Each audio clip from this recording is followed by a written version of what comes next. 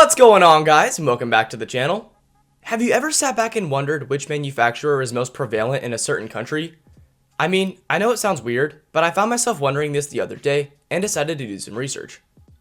For example, did you know that in all of the coasters that have ever existed and still exist in Japan, that approximately 29% of them were built by Togo?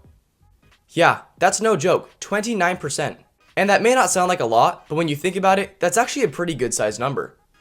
Anyways, this led me down a rabbit hole with Togo looking at weird coasters in the country, and I stumbled upon one that looks like one of the weirdest yet coolest coasters I've ever seen that's half built across the water.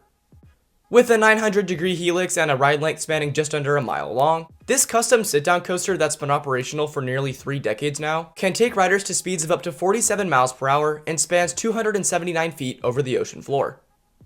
Furthermore, the coaster received a giant revamp in 2013 that made it even more awesome, and is one of the few rides that some enthusiasts have claimed to have gotten better over the years.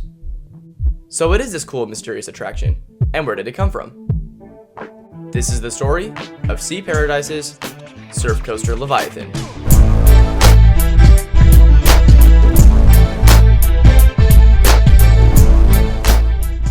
Opening in May of 1993, Sea Paradise, as directly translated from Japanese, is a fairly sized amusement park located in Yokohama, Japan, that is situated on a small island inside of a lagoon. With multiple attractions including a 350-foot drop tower as well, the park has seen the addition of 2 roller coasters since its inauguration, one now defunct, with the other being of course Surf Coaster Leviathan. Surf Coaster Leviathan, developed by Togo 2 years prior to the opening of Sea Paradise, is a large-scale sit-down coaster model capable of reaching heights of nearly 150 feet and speeds of 47 miles an hour, though it wasn't always planned this way, and its story to becoming a real coaster is a bit of a floppy one. Starting with the design of the coaster itself, when plans were in development for Sea Paradise, officials wanted a large-scale attraction that would dominate the area, but not overpower the park as a whole. Of course, the main choice for such a ride would be a roller coaster, but after looking at different options of models offered by roller coaster manufacturers in the area, concluded the addition of such a thing could potentially landlock them in the future, and opted for something else. Well, a few months later, the idea was once again entertained after no better solutions were thought up, and after a reasonable amount of research, a theoretical plan was developed. Instead of building on the pre-existing land they had, why not build it off the land and over the ocean? I mean, it was right there, so it seemed like a good idea at the time, and once approval was received, Sea Paradise quickly moved forward with that plan. As in all things though, the project was easier said than done, and Sea Paradise and Togo ran into a plethora of problems along the way, starting with the footers for the attraction. Because of the wet soil and sand beneath the surface of the water, drilling supports and footers deep enough to stay stable proved to be a variable not foreseen in construction costs, and due to the high chance of an earthquake and tsunami in the area as well, legally they had to go further beneath the ground before assembly of the actual coaster itself could begin. Well, luckily an added month of work completed this task, and once track was up, problem number 2 arose: corrosion.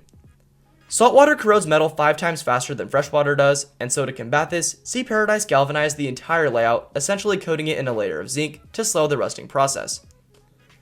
As of now, it appears this has worked for the operational lifetime of Surf Coaster Leviathan thus far, and a revamp in 2013 included a new layer of it. Once opened, it was also extremely well received for what it was, with awesome views and a great location, as well as a layout never seen before in the roller coaster community. Enthusiasts came out to ride it and its 900-degree helix as well, stating the ride was surprisingly fun and one of the better Togos out there. So while obviously I can't say that I've personally ridden it, it sure does look fun, and the transitions don't even look that bad, so I would like to get out there sometime in the future on a Japan trip to experience it for myself. I mean, I've only ridden a few Togo-built coasters out there, so always looking to increase my count. Anyways, as always though, it's been a major pleasure creating new content for all of you, and if you're new here or a recurring viewer, I'd like to suggest subscribing to help me in my effort to continue to grow the channel and produce more content for you guys. It would really help, so I'd be super appreciative of that if you could. Besides that though, that's really all I got for you guys today, and there's not too much more to say on Surf Coaster Leviathan, so I hope you learned something new, and if you have any questions or comments or concerns, you can leave those down below. I'll be back with another awesome video for you guys on Wednesday though, so until then, I hope you have a good rest of your day today, and we'll see you all there. See ya!